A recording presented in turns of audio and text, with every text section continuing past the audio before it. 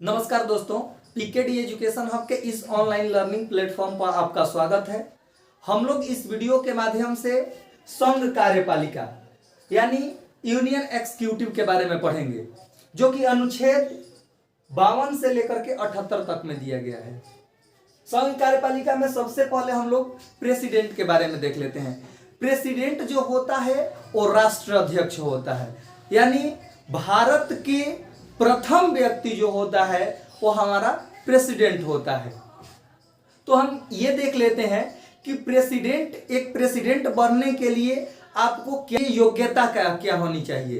तो पहला योग्यता ये है कि राष्ट्रपति पद के लिए आपको कम से कम 35 वर्ष की होनी चाहिए और आप भारत के नागरिक हैं, यानी जो राष्ट्रपति के उम्मीदवार होते हैं वो भारत के नागरिक होने चाहिए। उनका एज कम से कम 35 वर्ष होनी चाहिए तथा वो जिस राज्य, मान लीजिए कहीं से है, जो जिस राज्य से है उनका वोटर लिस्ट में नाम होनी चाहिए, यानी वो एक सांसद को वोट देने के लिए उनका नाम वोटर लिस्ट में होनी चाहिए। तो ये है राष्ट्रपति के लिए योग्य। राष्ट्रपति का जो चुनाव होता है वो अप्रत्यक्ष रूप से होता है। प्रत्यक्ष और अप्रत्यक्ष क्या हो गया, जैसे कि हम लोग किसी भी सांसद को चुनते हैं और सांसद उनको वोटिंग करते हैं, तो ये हो गया हम लोग डायरेक्ट किसको चुन रहे हैं, सांसद को। लेकिन डायरेक्ट अमेरिका में डायरेक्ट राष्ट्रपति को चुनाव होता है, अप्रत्यक्ष रूप से नहीं होता है। लेकिन हम लोगों के यहाँ अप्रत्यक्ष रूप से होता है। अप्रत्यक्ष रूप से होता क्यों है, देखिए मेन चीज होता है कि राष्ट्रपति एक नाम मात्र के राष्ट्राध्यक्ष होते हैं। सारा कार्यपालिका जो होता है मंत्री परिषद के हाथ में होता है। मंत्री परिषदों के द्वारा ही सारे कार्यपालिकों को किया जाता है, सारे वर्क मंत्री परिषद के द्वारा ही होते हैं। तो राष्ट्रपति जो है एक नाम मात्र के राष्ट्राध्यक्ष होते हैं, तो इसलिए उनका चुनाव भी जो है वो इनडायरेक्ट रूप से होता है। तो इनडायरेक्ट रूप से होता है यानी उनका वोटर्स कौन लोग होते हैं, उनको वोट कौन देता है। तो सबसे पहले मैं देख लेता हूं, यहां पर लिखा हूं कि संसद के दोनों सदनों का निर्वाचित सदस्य, यानी लोकसभा के सदस्य और राज्यसभा के सदस्य। कौन सदस्य, निर्वाचित। निर्वाचित सदस्य का अर्थ क्या है, एक होता है प्रेसिडेंट के द्वारा मनोनीत सदस्य भी होते हैं, लोकसभा में भी और राज्यसभा में भी। लेकिन निर्वाचित सदस्य जो हम लोगों के यहां से चुन करके जाते हैं वो क्या होते हैं, निर्वाचित सदस्य। वो लोग वोट नहीं कर सकते हैं जो निर्वाचित नहीं होंगे, यानी जो मनोनीत सदस्य होंगे, चाहे राज्यसभा के हो, लोकसभा के हो या विधानसभा के हो, किसी सभा के मनोनीत सदस्य राष्ट्रपति को वोट नहीं कर सकते हैं। दूसरा है राज्य विधानसभा के निर्वाचित सदस्य, यहां भी निर्वाचित शब्द आया है, निर्वाचित तो मैंने आपको बता ही दिया है। और तीसरा केंद्र शासित प्रदेशों में दिल्ली और पुडुचेरी के विधानसभाओं के निर्वाचित सदस्य, यही लोग उनका वोट करते हैं। और वोट कौन नहीं कर सकता है, इसके बाद जो भी सदस्य आएंगे, जैसे मनोनीत सदस्य हो गए, या राज्यसभा के हो, दोनों सदनों में से किसी के हो, या राज्य विधानसभा के हो, या केंद्र शासित प्रदेशों के। आइए अब देख लेते हैं कि एक विधायक के वोट का मूल्य कितना होता है। जो प्रेसिडेंट को विधायक वोट करते हैं उसका मूल्य क्या होता है। राज्य की कुल जनसंख्या बाई राज्य विधानसभा के निर्वाचित कुल सदस्य इंटू 1/1000। इसका हम एग्जांपल देख लेते हैं। मान लीजिए किसी राज्य का जनसंख्या है 10 लाख,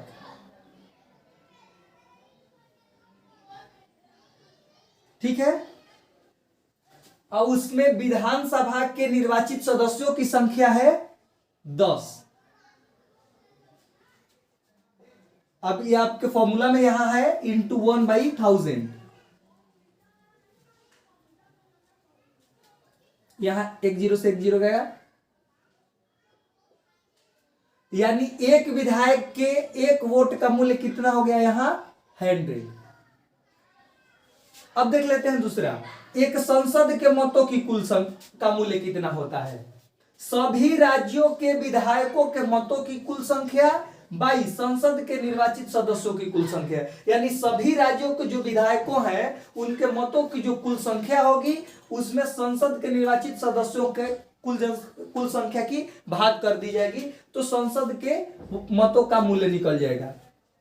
अब निश्चित मतों का भाग, यानी जो भी निश्चित मत मिले हैं एक प्रेसिडेंट के लिए, उसका भाग क्या होना चाहिए और कैसे प्रेसिडेंट बन पाएंगे। मान करके चलिए कि ये सारे लोग जो वोटिंग किए हैं, सारे लोगों से प्राप्त मत जो है 15,000, ठीक है। इसमें दिया गया है कुल वैध मत बाई 2+1, यानी मान लीजिए 15,000 अगर वोट मिला है तो यहां पर 15,000 बाई 2+1 यानी 7,500 प्लस 1,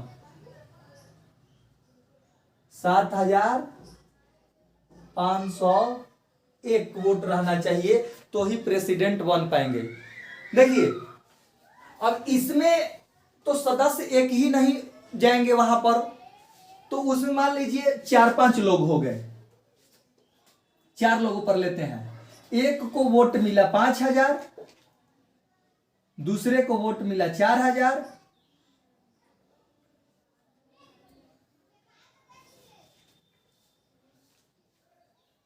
तीसरे को मिला 3,500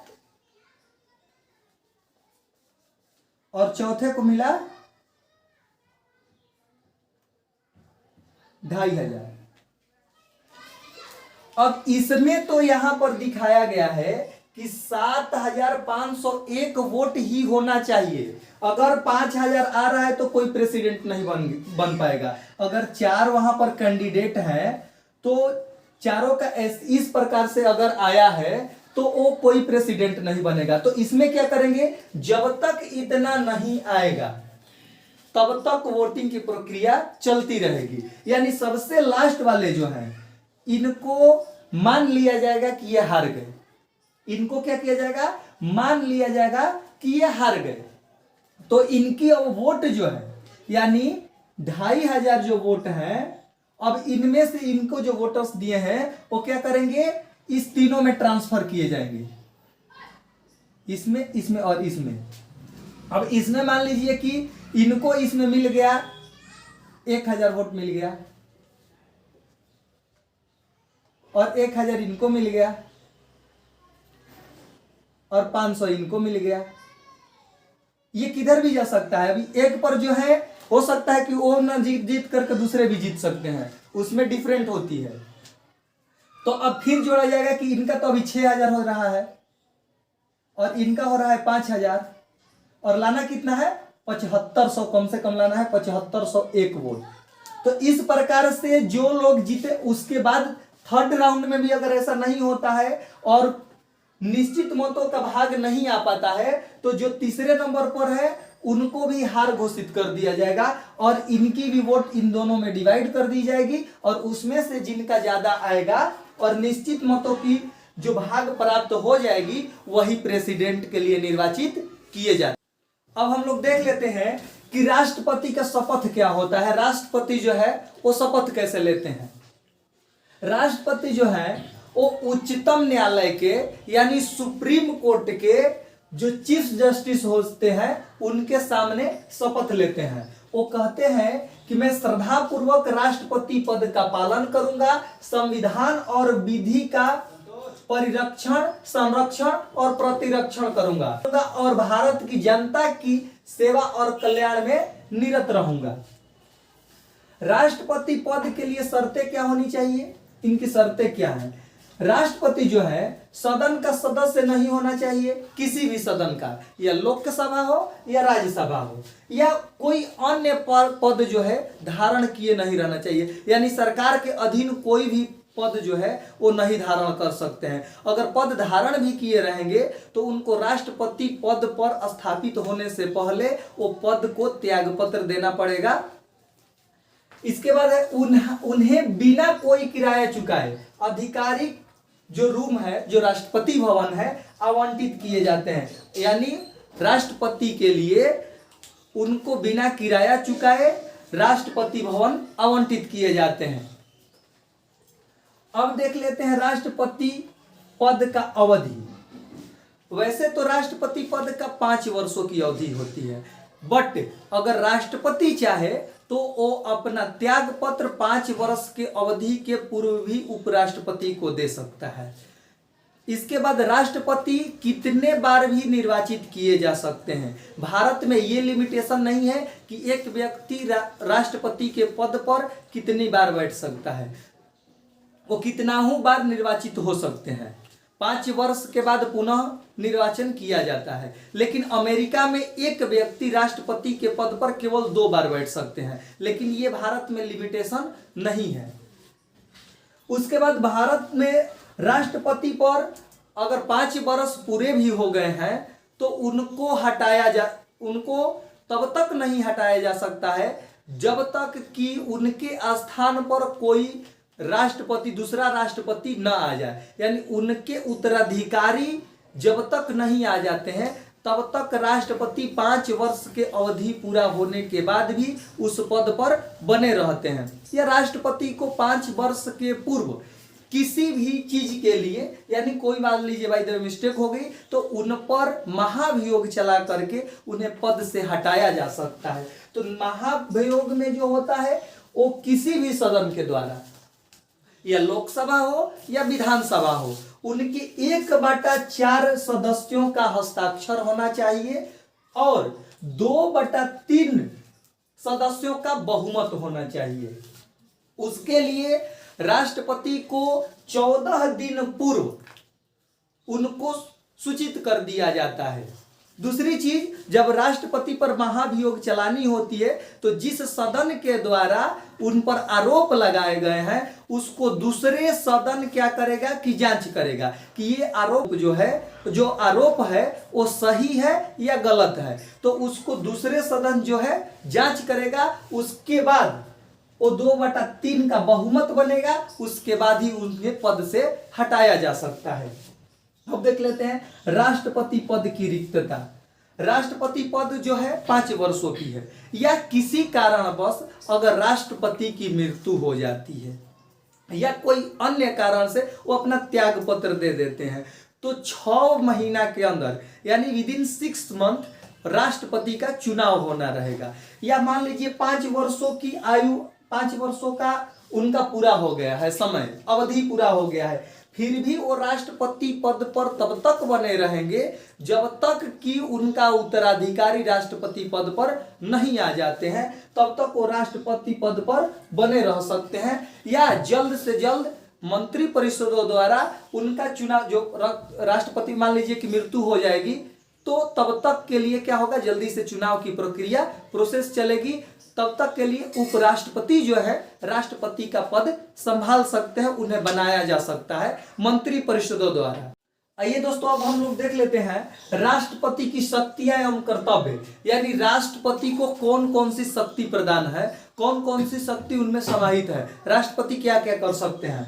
देखिए, इसमें मुख्य रूप से 6 शक्तियां हैं। कार्यकारी शक्तियां, विधायी शक्तियां, वित्तीय शक्तियां, न्यायिक शक्तियां, कूटनीतिक शक्तियां और सैन्य शक्तियां एंड आपातकालीन शक्तियां। ये 6 शक्तियां जो है राष्ट्रपति को है। तो देखिए, इसमें फर्स्ट में देख लेते हैं अनुच्छेद 53 के तहत संघ का कार्यपालिका शक्ति राष्ट्रपति में निहित है। कार्यपालिका जो शक्ति है संघ का, वो राष्ट्रपति के द्वारा ही होता है। इसमें राज्यों के राज्यपालों, भारत के महान्यायवादी, लोक सेवा आयोग, अनुसूचित तथा आदि जातियों के लिए अधिकारी। लेकिन एक बात की ध्यान रखनी होगी, चूंकि राष्ट्रपति हमने पहले बताया है कि राष्ट्रपति हमारा राष्ट्राध्यक्ष तो होता है लेकिन नाम मात्र का होता है। उसे ये सारी चीज करने से पहले मंत्री परिषद से मंत्रणा करना होगा, यानी मंत्री परिषद से सलाह लेना होगा। मंत्री परिषद के सलाह के बिना वो किसी कार्य को नहीं करते हैं। यानी पहले ही हमने बताया था कि वो केवल नाम मात्र के होते हैं। कार्य कौन करता है? मंत्री परिषद। ये तो हो गया कार्यकारी शक्तियां। विधायी शक्तियां देख लेते हैं। प्रत्येक नए चुनाव के बाद तथा प्रत्येक वर्ष संसद के प्रथम अधिवेशन संबोधित करते हैं। तथा हमने आपको बताया था कि राष्ट्रपति जो है 12 सदस्यों को मनोनीत कर सकते हैं। राज्यसभा के 12 सदस्यों को वो मनोनीत कर सकते हैं। जैसे विज्ञान के क्षेत्र से हो या शिक्षा के क्षेत्र से हो, वैसे लोगों को वो राज्यसभा के लिए 12 लोगों को मनोनीत कर सकते हैं, जो राष्ट्रपति के चुनाव में वो लोग भाग नहीं लेते हैं। मैंने आपको पहले ही बताया था कि चुनाव में भाग मनोनीत सदस्य नहीं लेते हैं। तो मनोनीत कौन करता है? चूंकि राष्ट्रपति ही मनोनीत करते हैं, इसी वजह से वो राष्ट्रपति के चुनाव में भाग नहीं ले सकते हैं। इसके बाद है न्यायिक शक्तियां, विधायी शक्तियां, वित्तीय शक्तियां देख लेते हैं। धन विधेयक राष्ट्रपति के पूर्वानुमानित से ही संसद में प्रस्तुत किया जाता है। वह वार्षिक वित्तीय वितरण को संसद के समक्ष रखता है। लेकिन धन विधेयक जो नहीं है, वो दूसरा विधेयक जो है राष्ट्रपति के पास या तो वो पुनर्विचार के लिए रख सकता है, या किसी भी कानून को क्या कर सकते हैं, स्वीकृति दे सकते हैं, या संसद को पुनः विचार के लिए भेज सकते हैं। यह आता है वित्तीय शक्तियां में। जो अगर वो विधेयक जो है, जो विधेयक पारित हो रहा है धन विधेयक होगा, तो उसको स्वीकृति तो पहले से ही यहां पर लिखे भी है पूर्वानुमति, यानी उनसे अनुमति लेकर के ही धन विधेयक को पारित किया जाता है। इसलिए धन विधेयक को वो रोकते नहीं है। इसके बाद है न्यायिक शक्तियां। न्यायिक शक्तियां में क्या है कि वो सर्वोच्च न्यायालय के, उच्चतम न्यायालय और सर्वोच्च न्यायालय के न्यायाधीशों को क्या करते हैं, मनोनीत करते हैं, चुनते हैं। इसके बाद कोई भी दोषपूर्ण कार्य करके कोई व्यक्ति को क्या कर सकते हैं, वो क्षमादान कर सकते हैं, या उसके दोष के लिए वो क्षमादान कर सकते हैं। मृत्यु दंड भी मिला है तो राष्ट्रपति उसको क्षमादान कर सकते हैं, या उसके दोष को या उसके सजा को कम कर सकते हैं। यह हो गया न्यायिक शक्तियां। इसके बाद है कूटनीतिक शक्तियां। जो विदेशों में हमारे राजदूत होते हैं, और राष्ट्रपति के द्वारा ही उन्हें शक्तियां प्राप्त होती है। अब तीसरी है सैन्य शक्तियां। सर्वोच्च सेना का वो सेनापति होता है। हमारे सेना का वो सर्वोच्च सेनापति कौन होता है? राष्ट्रपति होते हैं। तो सैन्य शक्तियां उनको प्राप्त है। उसके बाद है आपातकालीन शक्तियां।